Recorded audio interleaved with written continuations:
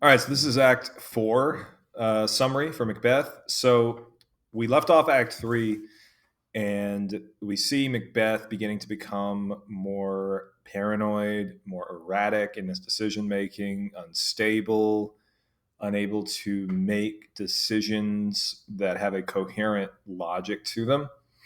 We see that with Lady Macbeth to an extent as well, but Lady Macbeth's, the culmination of her character arc, we see that at the beginning of Act 5. So we kind of put Lady Macbeth on the back burner for now, but we do also get hints that she is also getting progressively worse as well.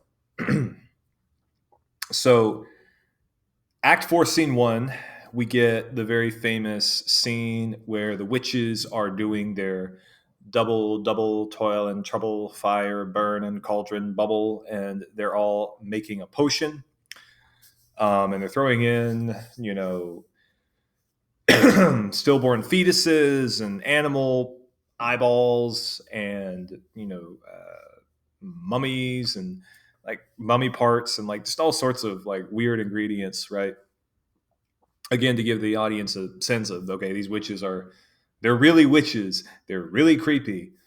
um and then Macbeth shows up because Macbeth wants to have some sense of safety and security. So he's going to the witches so that they could hopefully tell him, hey, here's some good news. Here's something that you can hang your hat on. Here's something that is positive out of all of this stuff that you have been doing. Because right now, Leonce, he's still alive. He's still running around. We learned at the end of the act, the previous act, that Malcolm is down in England with King Edward, and he is raising an army to go invade Scotland and knock Macbeth off the throne and take it. And so there are some things that are not going Macbeth's way. There are some things that are sort of where he's swimming upstream. And so Macbeth really needs to hear some good news. So he goes to the witches and he says, hey, what can you tell me that's positive? What can you tell me that'll make me feel better about all of this? You can see the future, so tell me the good news. And so rather than just the witches tell him, three prophecies out of their own mouths, they, this time around, conjure up ghosts. The word Shakespeare uses is apparitions, and have them speak to Macbeth about what's going to happen or what Macbeth needs to be aware of. Um, and so the first witch conjures up an apparition of. Actually, before I get to that, at the previous act, Act 3, Scene 5, we met the goddess of witchcraft, Hecate. And Hecate's whole thing is she is upset at the witches because they've been doing all sorts of mischief, ruining people's lives, causing murders, and they didn't invite her. And because obviously she's the goddess of witchcraft, she wants to be involved. Um, and so she says, well, clue me in to the whole thing that you're doing with Beth. I want a part of it. I want a slice of the pie. Count me in. I want you to make Macbeth feel proud and secure and safe because security is mortal's chiefest enemy, right? So Hecate is literally telling the witches at the end of Act 3, I need you to make Macbeth feel like he is untouchable, because it is when you feel like you are untouchable, when you feel like that you cannot be knocked off the hill, that's when someone comes up the hill and knocks you off, right? Um, and so Hecate is telling the witches to give Macbeth a false sense of hope. That's what the audience knows, but that's not what Macbeth knows. Macbeth just thinks the witches are here to tell him the unvarnished truth and the future. And so we get a little bit of that interesting dramatic irony dynamic going back and forth between Macbeth, who thinks that the witches are just there to tell him the truth, and the audience, who knows for a fact the witches are there to give him a false sense of security. And so bear that in mind as we go through these prophecies here, because these prophecies are very important to the end of the play and the climax of the play. So the first apparition, the first ghost that the witches conjure up to give Macbeth his first prophecy, it's an armed head. So it's a floating head. It's a severed head with a helmet That's the armed part. An armed head is a head that's covered in armor, so it's like got a helmet. Um, and this severed head tells Macbeth, "Beware Macduff, beware the Thane of Fife." And Macbeth, we already know he's suspicious of Macduff. We already know that he's like, Macduff guy, I don't like him. I don't trust him very much. So we already know that. Macbeth already knows that. And so Macbeth is like, well, perfect. I know exactly who I need to go after next. I know exactly who I need to eliminate next. And then the witches conjure up the second spirit, which is a bloody child. And I want you to note what these ghosts are, not only what they are saying, but what they are. Because what they are clues to what is going to happen in the future. It's not just the prophecies they are making and how Shakespeare is going to find a creative way to take these prophecies and turn them around in unexpected ways. He's giving us literal answers and clues into how these prophecies will come to fruition by the appearance of the ghosts. And so, like I said, the first one was just a severed head with a helmet on. The second ghost is a bloody child. So it's a child covered in blood. And this child says, "No man of woman born can hurt you." Which, if I'm Macbeth, that sounds pretty good. Because guess what? Every man I know was born of woman, right? And so Macbeth hears that prophecy and he's ecstatic. He's like, well, who do I have left to fear? No, everybody's born of woman. I don't have anybody to fear. And so Macbeth really loves that prophecy. And then you have the third prophecy, which is a child wearing a crown holding a branch. And that child says, "Do not be afraid, be lion-mettled, proud, take no care. Macbeth never shall conquered be until great Birnam wood to high Dunsinane hill shall come against him." Which is, Dunsinane hill is the hill that his castle rests upon, and Birnam wood is the forest that surrounds it. And so this child is telling him, the ghost of the child with the branch in his hand is telling him, you have nothing to be afraid of because your castle will not be taken, your castle will not be conquered until the forest literally picks itself up and moves there. And which, again, Macbeth thinks to himself, well, that will never be.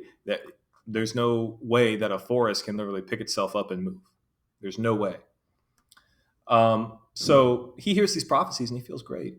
He feels like, I'm untouchable. He feels like there's no possible way this can go wrong. But he still feels like something's not right. And so he asks the witches, can you give me one more prophecy? Will Banquo's issue ever reign? Will Banquo's children ever rule? And the witches say, you really don't want to see this, but you asked for it. And they show child after child after child after child. It's just a vision of all of these children walking past him one by one, these sons of Banquo and Fleance and down the line. And Macbeth realizes, oh man, they're going to stretch out to the crack of doom, right? Like there's so many of them, right? And he realizes, despite the security that these witches' promises to him gave him, there still seems to be like Banquo's sons are going to rule. So I need to do something about that. But first off, he needs to eliminate Macduff and Macduff's family. So he finds out that Macduff has fled to England. And so, he is kind of out of reach for now.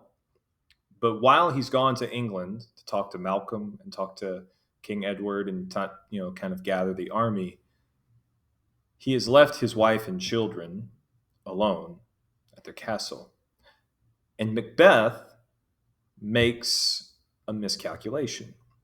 He thinks, so Macduff has gone to England, to Malcolm, and So he's away from his castle, and his castle's unprotected.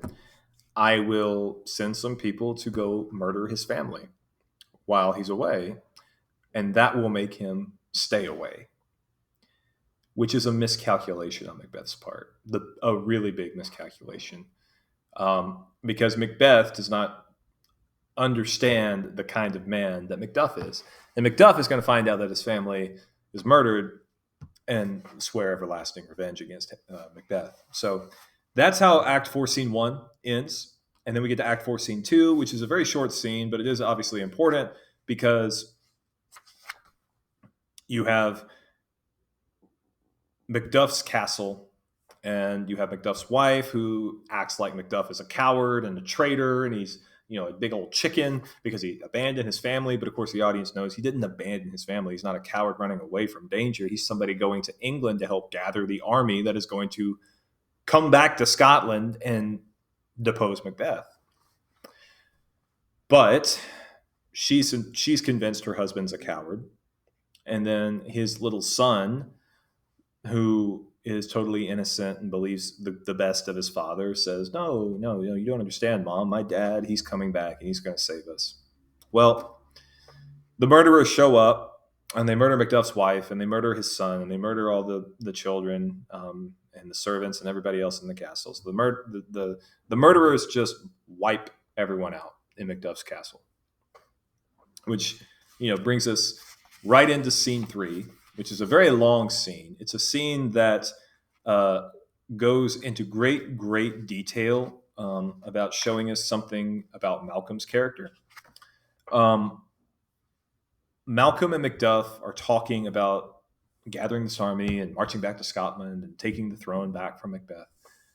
And Malcolm is afraid that Macduff is just another Macbeth. He's just another ambitious thane, another ambitious guy who the only thing he wants is to just knock him off and take his spot. So Malcolm devises a little test to see if Macduff really is the man that he says to be.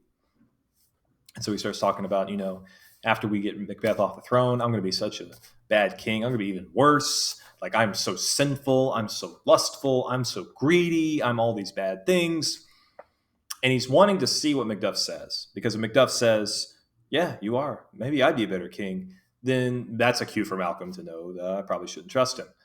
But Macduff doesn't do that. He says, well, if you're greedy, don't worry, there's plenty of land, there's plenty of sheep, there's plenty of things that you can take. If you're lustful and you're a king, you can have any woman you want, things like that. And so Macduff passes his little test that he gives him to see how loyal Macduff is. And in the middle of doing that, somebody shows up, messenger, to tell Macduff, your family has been murdered. And Macduff,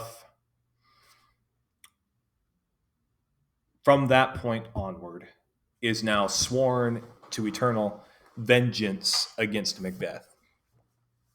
And so Malcolm tells him, suck it up, we'll fix this on the battlefield, don't bother to cry, be a man. And Macduff does something very interesting. Macduff says, I will correct this on the battlefield. I will fix this when I fight and face Macbeth. But for right now, I want to feel it, and I want to mourn, and I want to grieve. And if it involves crying, then I want to cry. Macduff shows us something about masculinity, about manhood, that Macbeth has not shown us, which is Macduff understands there is more to being a man than just suppressing all of your emotions and, pressing it down deep inside and never showing your true feelings to anybody.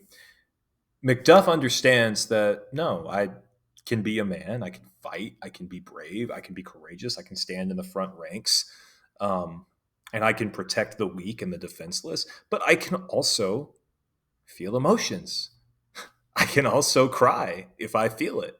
And so he understands that to be a man is more than just, this toxic idea of masculinity that Macbeth and, very much Lady Macbeth subscribe to. And so we see, again, kind of In contrast, you have Macduff and you have Macbeth as foils for each other, as comparisons and points of contrast for each other to see how one falls short and the other succeeds. That's what Shakespeare's doing here with this antagonist. So by the end of this act, Macduff is swearing vengeance, Malcolm is swearing vengeance, and he is getting the army ready to go invade Scotland. So at the beginning of Act 5, that's basically where we're going to jump right in, is that the English army is invading Scotland. So that's essentially the high points of Act 4, and then I will record a video on Act 5.